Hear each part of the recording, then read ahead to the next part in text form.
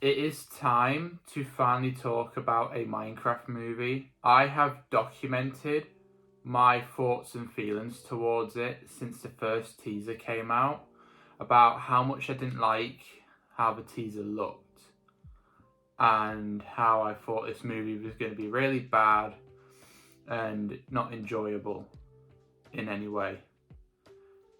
I saw the movie on Saturday, and I'm here to tell you that my opinion from the teaser trailer to now has drastically changed. I've always been a Minecraft fan. I've played Minecraft for a really long time, and ever since I was a kid I played Minecraft. So there's videos of me online with my old gamer tag playing Minecraft. There's videos of me making Minecraft movies. So I'm a Minecraft fan. Minecraft's always been a big part of my life. And there's a little bit of biased opinion towards how I'd feel about this movie because I've played this game for so long. However, I enjoyed it more seeing it fully than I did with any of the trailers, which is obviously the point of a movie, but I didn't expect to like it as much as I did, because it still has its flaws. It's very big flaws, and like obviously one of the flaws is the fact that it's a whole live action in this massive CG world. Watching it properly, I didn't mind that for some reason. I don't know why, but I didn't mind the live action stuff, the fact that it was a live action in a CG world, as much as I did when I watched the teaser trailer. Because when I watched the teaser trailer, I was not up for it at all. And I enjoyed it this time around. Yeah, it was it's a weird watch, but I enjoyed it. Obviously, there's a lot of situations in the beginning with the story. Like, obviously, Jack Black is Steve. It's his own version of Steve. Obviously, he plays so much of himself in Steve than he does to the actual character. But I didn't mind that from the fact that he was the doctor in Jumanji. I believe he was the doctor character. He was one of the characters in Jumanji.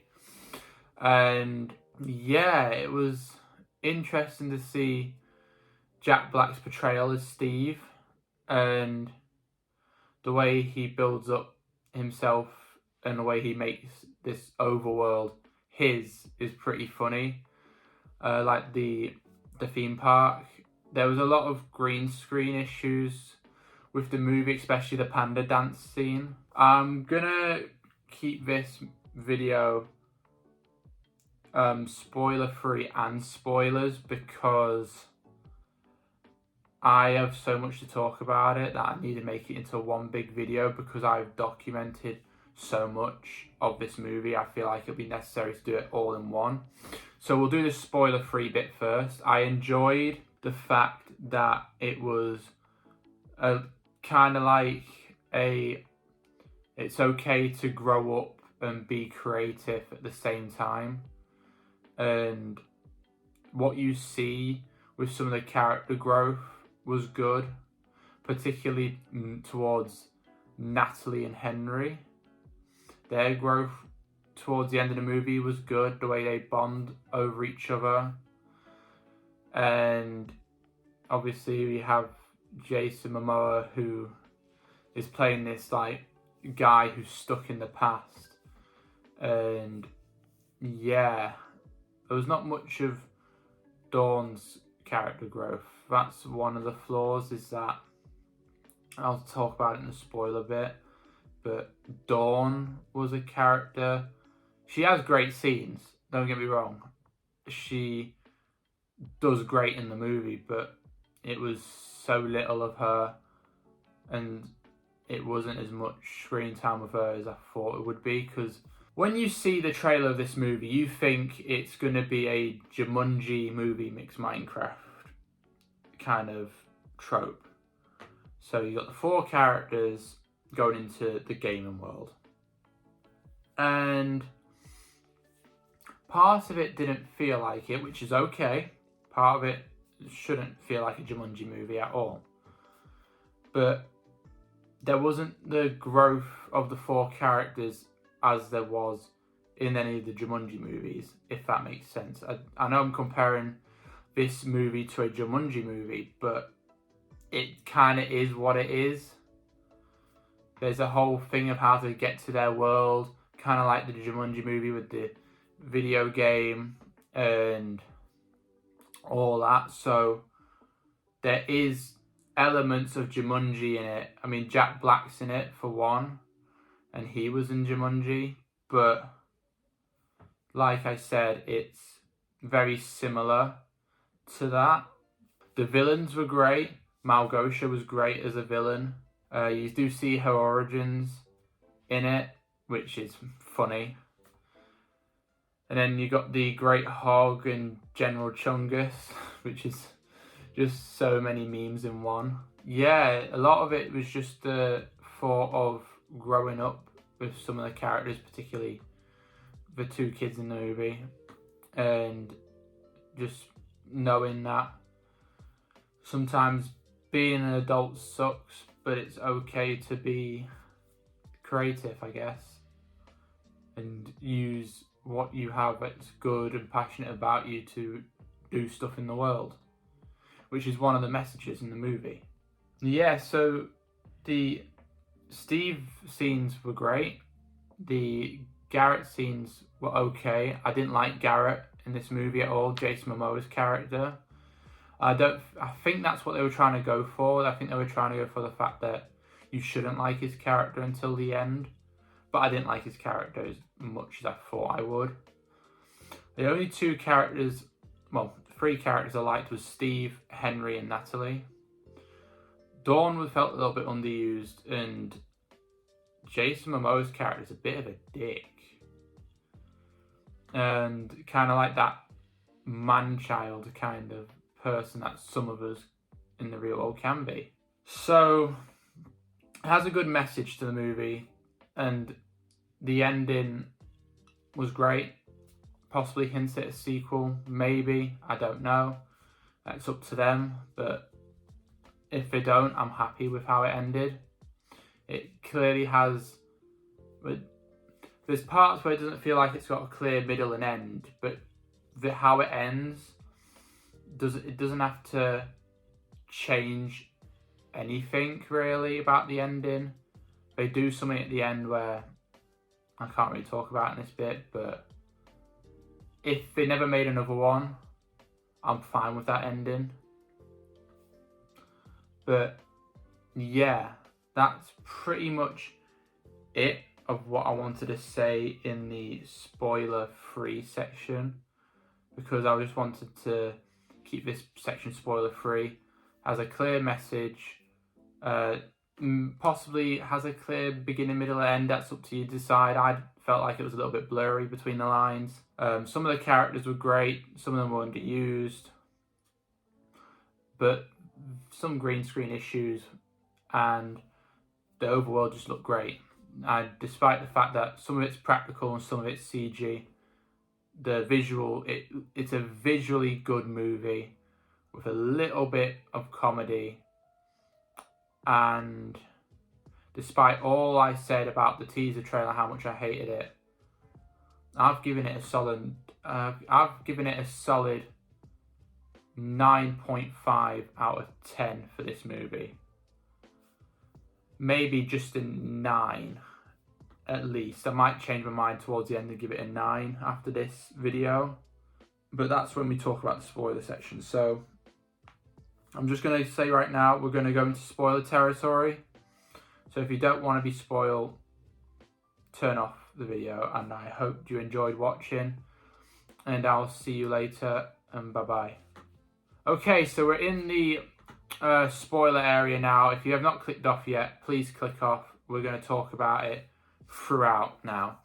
So obviously it opens with the kid Steve wanting to go mining like it is in the trailer. You see him have an office job, he gets bored, The scene where he's mashing up his own food to make a mine was funny. He gets into the mines and he finds the Orb of Dominance, goes into the overworld, builds his first house, builds a pink house, pets a dog named Dennis, and the dog design for the Minecraft movie, well, the wolf designs, are great. It's a great design compared to this thing like the pink sheep. I still hate that pink sheep. We see it a couple of times. I don't like it when YouTubers cameo in media industrial movies as much. Like Free Guy, I know I enjoyed Free Guy, but I know people who didn't like Free Guy just because of the YouTuber cameos. But with the Minecraft movie, they do something a little bit different, and they don't really have lines, and it's just at a bidding audition for a storage unit that Jason Momoa's character wants. So it's a good scene. They're there, but it's more of a, you wouldn't know they're YouTubers if you didn't know about them. Kind of characters basically in the movie.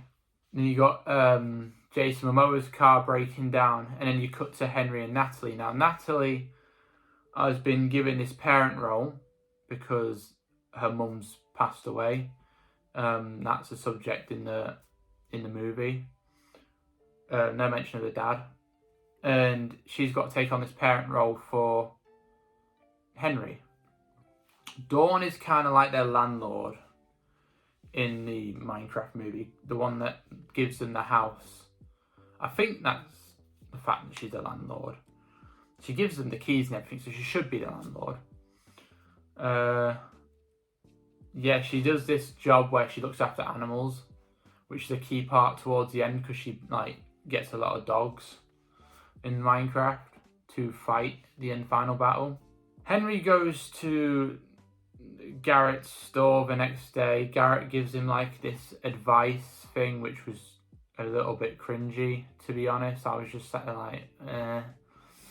He goes to school and he gets in trouble for making a jetpack that crashes into this potato factory that Natalie works at. Natalie doesn't know it's him yet until Dawn mentions it to Natalie when she couldn't find him. So yeah, he gets in trouble. He can't call Natalie, so he calls the garbage man. He's like, nah, I'm not going to help you. And Henry's like, I've got money. And he drives there straight away just to show how broke Jason Momoa's character is in the movie. He mentions it later on. You see the principal flirting with the garbage man, who's played by Jennifer Coolidge. It was a bit cringy. Jennifer Coolidge is one of the most funniest actresses out there, along the lines of Rebel Wilson. But yeah, her line was so cringy and funny. And Jason Momoa just responds like, whoever divorced you is a complete idiot. That was funny. And obviously they go back to the Game Over World shop that Jason Momoa runs. Look at the Orb of Dominance and the glass. I can't remember what the glass was called. But they read a note. This is the bit I didn't like. It was a very conveniently placed note just to say never put them together and never follow it to treasure and gold. That's what promotes Jason Momoa's character to be a complete dick throughout the movie, because he just wants the treasure. At the end of the day, he doesn't care about Henry's safety. He just wants the gold. So yeah, it's just a bit convenient how there's a note, especially with the previous scenes where Steve was trapped and gives it the orb and the glass to the dog. And how did he have time to write that note, you know? And then all four of them go to the mines. Natalie, Dawn, Garrett and Henry. And they go to the overworld and you see it. And that's obviously a bit where the teaser trailer came from, where they're all looking over after the portal, the bit that most people really didn't like. You see the conversations between Malgosha and Steve in the dungeon, saying, "Oh, if you help me get the orb, I will let you free and see your dog again." So he does it under Malgosha's control, but obviously he claims that he was going to double cross her anyways, which could have been fun to see if he actually got the orb, went to Malgosha and double crossed her that way. That would have been a cool scene, but they never do that.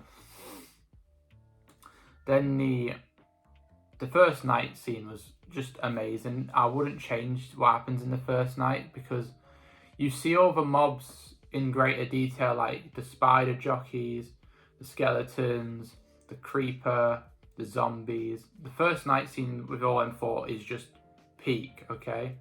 Great. Just good. And that's when they meet Steve for the first time. They go to Midport Village after agreeing to help each other. And there's a beautiful cameo of Technoblade there with the pig with a crown. And Henry asks, "Is that a king?" And Jack Black just goes, "That's a legend." That was a bit of a sweet scene, you know. That scene was really sweet. But we see the Iron Golem, local security force, and Steve calls him a big softy. Obviously, we've seen that clip before. Then we got the lava chicken scene where they're going to make hot lava and chicken mixed together to make a cooked meal. And there's the jingle scene, which was stuck in my head all last night. I've only just got it out of my head. It was stuck in there all night. It was driving me insane, but it just shows how good some of the music was in the movie, because most of it was original. Originally scored by Jack Black and some of them. I think there was only like 3 copyrighted songs in there, but other than that, it was mainly others were sung by Jack Black, and the lava chicken jingle was stuck in my head for so long. There's the bit where he eats it. He has he eats spicy food, and he makes a panic out of it. And Jason Momoa was like, "Oh, it's not a big deal." And he's like, "You sure you don't want to let it cool?" And he's like, "Nah, it's alright." Eats it, and he's trying not to cry until Steve walks away. And Dawn's like, "You're a complete idiot, garbage man." Natalie talking about Henry, about him being too creative and he should fit in. And Henry overhears this, and Natalie's like, "Oh no, that's not what I meant." And Jason Momoa's character's like, "I'm the perfect sister for him," or something along them lines, which proves how much of a bigger dick he is in the movie. But Steve, Jason Momoa's character, and Henry go into Steve's secret stash house, while Dawn and Natalie go to find a map. Now that's where the 5 of them are separated. They have their own roles. They have their own plots. Steve, Jason Momoa's character, and Henry, and Natalie and Dawn have their own subplot towards it. And in between them 5, it's the Jennifer Coolidge and the villager love story, which is just the best love story that's been ever put on screens. It was just so funny. And I like how one of the guys from Minecraft, one of their leads, I believe his name's Jeb, was just a waiter. That was great.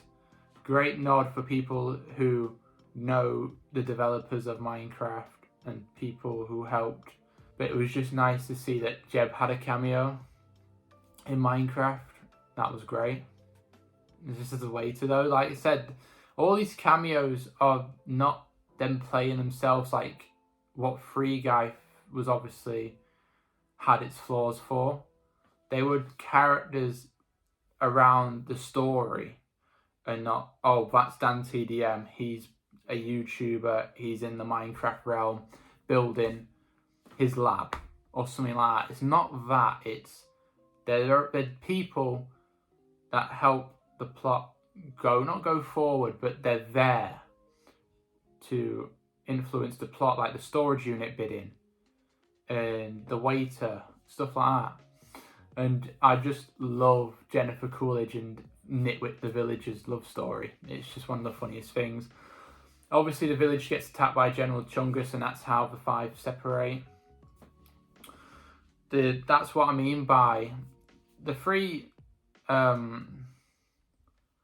Henry, Garrett, and Steve.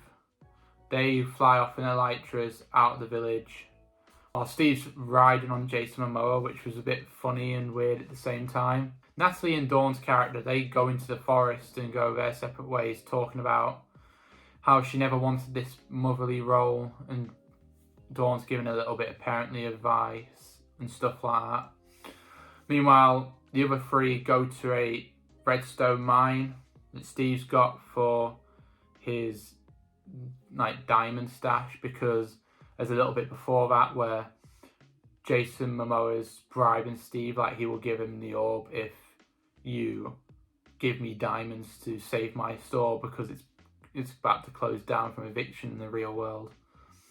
And Henry realizes he's planned all this like mess to his own benefit, which causes a little bit of an argument between them before they go to the Woodland Mansion. Yeah, Dawn was very underused.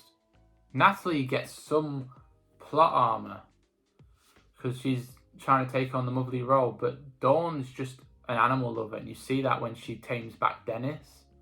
Other than that, that's it. The Woodland Mansion scene was great. It's a blink if you miss it, but there's a Herobrine reference there.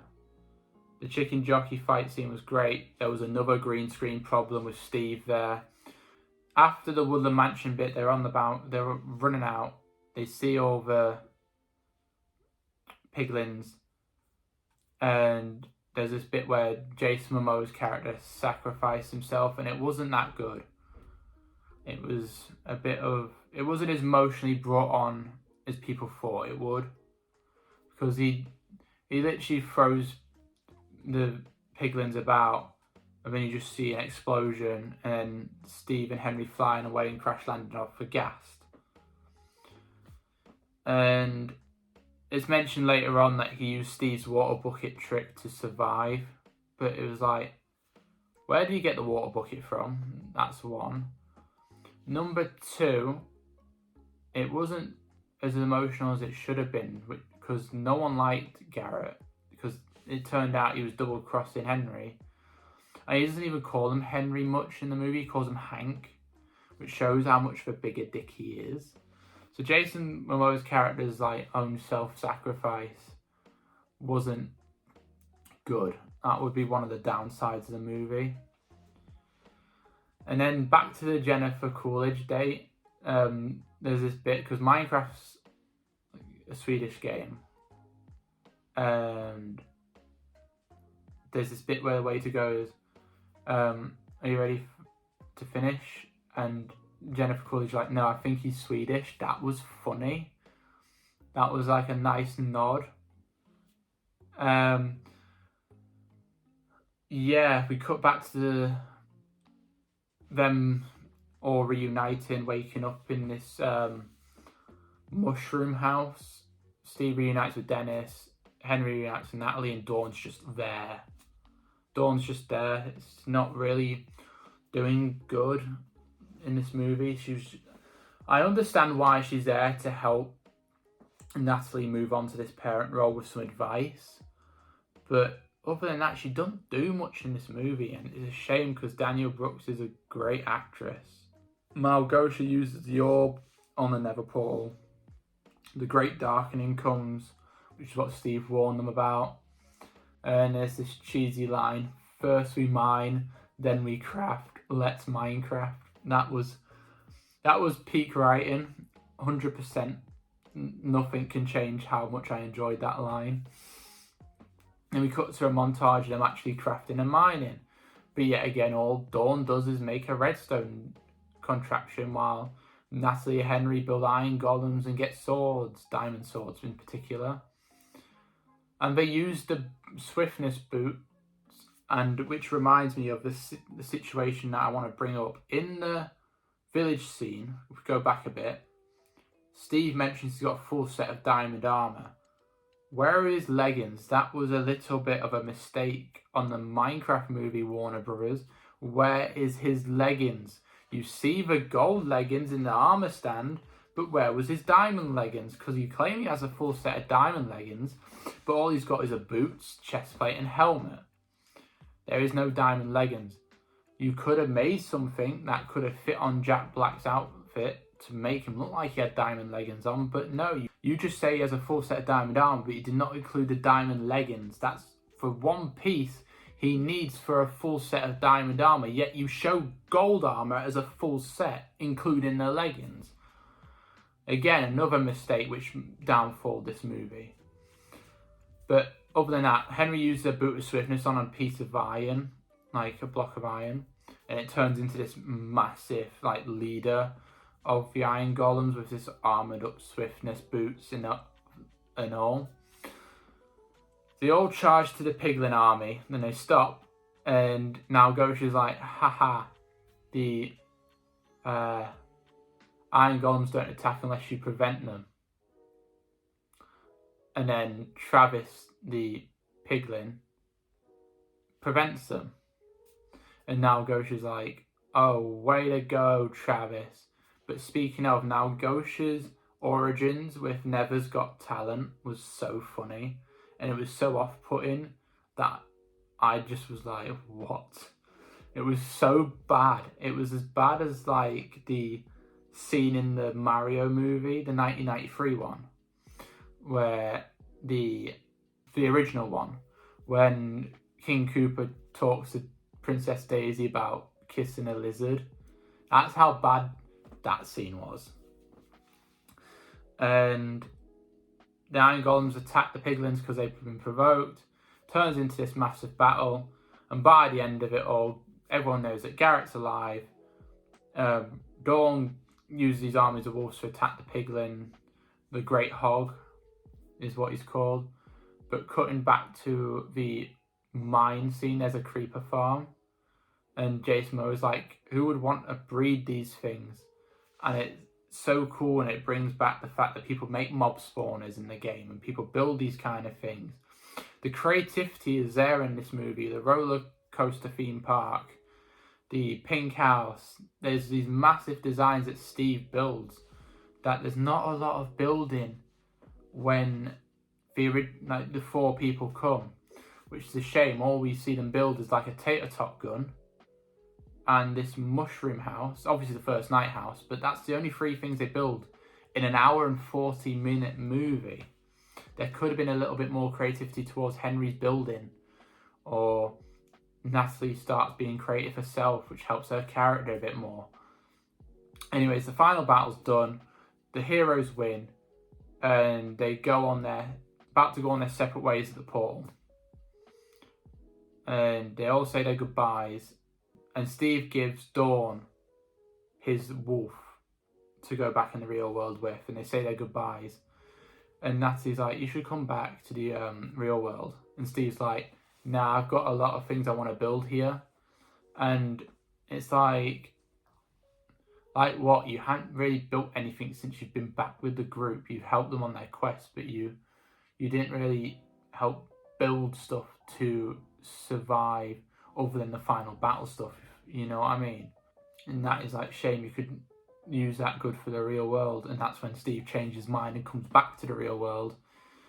And the ending with them all making this video game in Garrett's shop, and they're all getting along, and they all have these lives. Dawn's got a successful business now.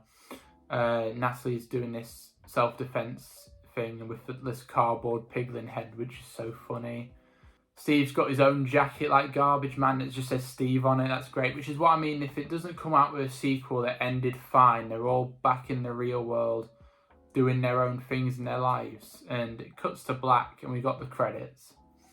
And that is pretty much the Minecraft movie. It was a fun experience, but obviously, like I said, it's had its flaws with mainly Dawn and lack of building, which even though creativity was the main message of this movie, but there was a lot of growing up, and it's okay to be creative, and it's okay to be unique and be yourself is like a heavy message in this movie, which I can give it its respect for.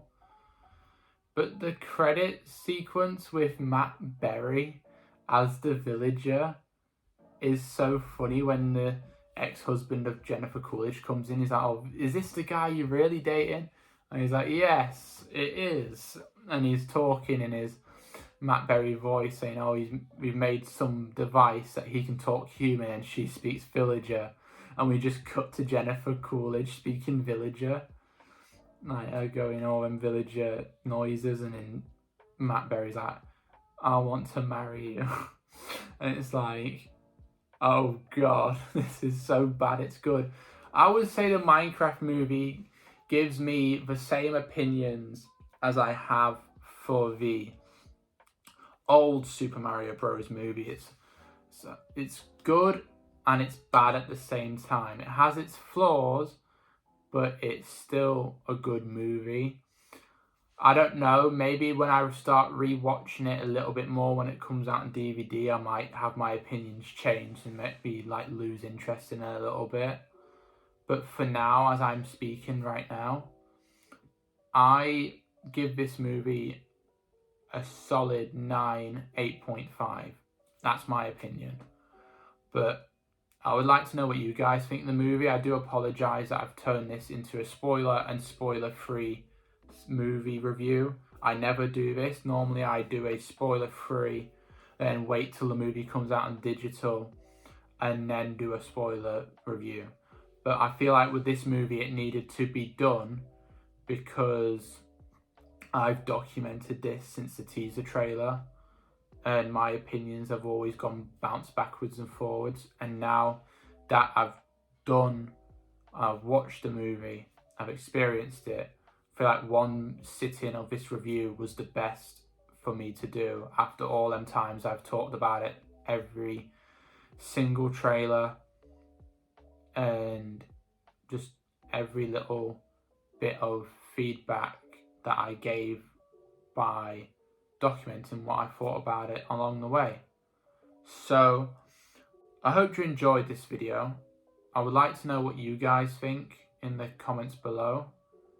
But yeah, I am still working on Lego projects. But anyways, I hope you enjoyed this video, and I will see you later, and bye bye.